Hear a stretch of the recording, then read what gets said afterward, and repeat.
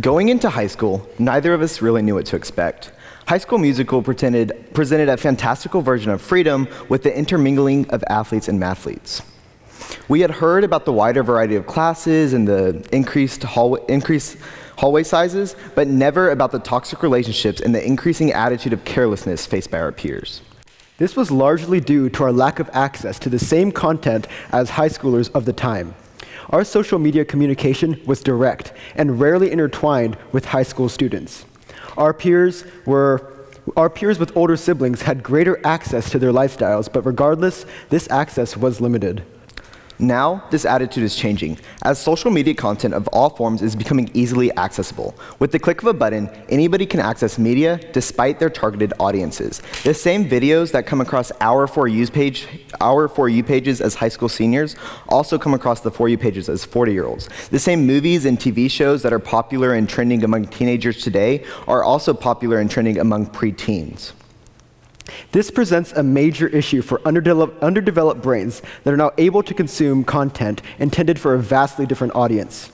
Underdeveloped brains are known to be highly impressionable. In fact, a study reported by NPR shows that teenagers are still developing their brain reward systems, self-control circuits, and regulating competence, which represent their ability to regulate their attention and emotions while making informed decisions. Combined with the recent spike of the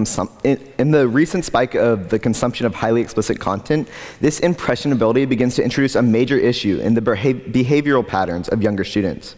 Kids mirror what they see, and as the Journal of Adolescent Health states, exposure to risky online content has a direct effect on adolescents' risk behaviors and significantly interacts with the risk behaviors of their friends. So, what does this mean for our youth? If any parents in the audience have seen recent TV shows, understandably, you have a lot of questions about what your students have been up to.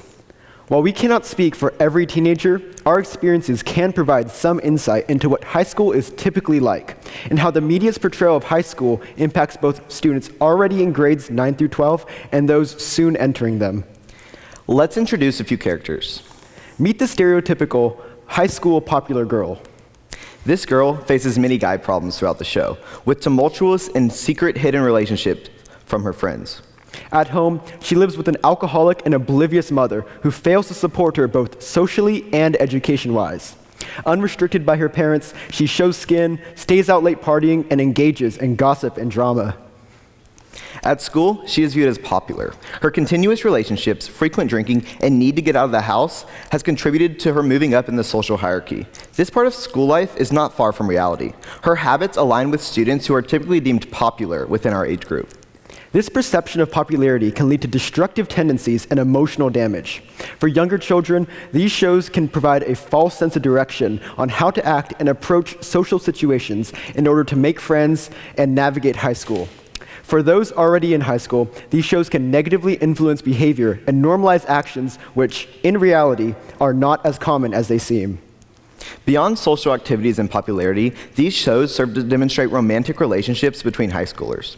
A major point of conflict in any of these shows is an abusive relationship with an on and off boyfriend. Here, this guy may be both emotionally or physically damaging her. The CDC asserts that about 1 in 12 high school students who date experience physical dating violence, and 1 in 12 experience sexual dating violence as well. For students in these situations, having this issue portrayed in a common TV show may serve as a form of representation, bringing awareness to the severity of this issue behind closed doors. An article by The Technician asserts that the depiction of these modern issues invokes feelings of inclusion and understanding amongst its viewers, mainly its younger audiences. However, for a majority of students, both younger and in high school, this depiction romanticizes secrecy and abusive relationships. Instead of teaching healthy relationship habits, shows are demonstrating dramatic and harmful tendencies in order to increase audience engagement and raise revenue. Viewing these characters has not only affected pop culture in the high school and college cohorts, but also in younger generations as low as early middle school. Many creators have said that their target audience is 17 years and older. However, this is not easily enforced. As television and media has become more easily accessible to kids of younger ages, the effects of adult platforms that analyze shows and the effects of adult content being available must be taken into account. MovieWeb, a platform that analyzes show and movies, asserts that the beautifully crafted aesthetic, the innovative makeup, and the edgy wardrobe can be alluring, especially to younger audiences. Undoubtedly, the most prominent issue discussed in these shows is that of drug abuse. Let's introduce another character, your stereotypical druggie. They are a recovering addict who relapses multiple times throughout the season. Despite a caring household, a hardworking mother, and a dependent younger sister, they struggle with their addiction and engage in drug use with numerous different substances. To be clear, while it's unrealistic to say that this does not happen to high schoolers right now, it is certainly safe to say that this is not common for a wide majority of high school students. The initial purpose of this character is not to show the normal proceedings of high school, but instead to deter the teenage audience from drug use. The portrayal of them resisting their supportive family makes the audience dislike the character and their addiction. However, combined with the absorbing nature of the show, an article by the technician writes that the depiction will convince people to try drugs just once to see what it's like, but trying drugs just once can lead to addiction. For many students in our age group, fentanyl, heroin, and even cocaine were virtually fairy tales in our middle school years.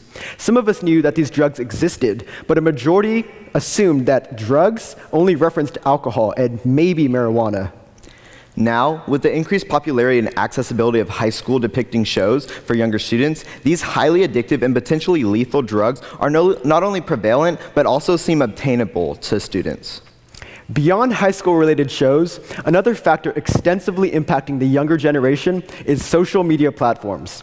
When we were in middle school, the activities of our upperclassmen were separate from ours. We did not have access to their trends, slang, or their ideas, as our social media was generally only shared amongst friends and followers.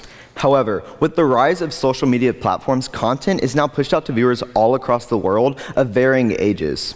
Videos of older users engaging in illegal activities, at parties, and interacting with other peers are easily accessible to anybody with an account. For many young children, growing up is extremely appealing. Phrases like, "when I grow up," and "I wish I looked older," run rampant within younger cohorts, and the ability to actually participate in these older trends is, to many people, phenomenal.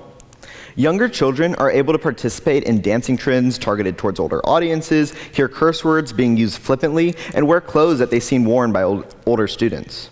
So, how do we solve this problem? Do our children need protection?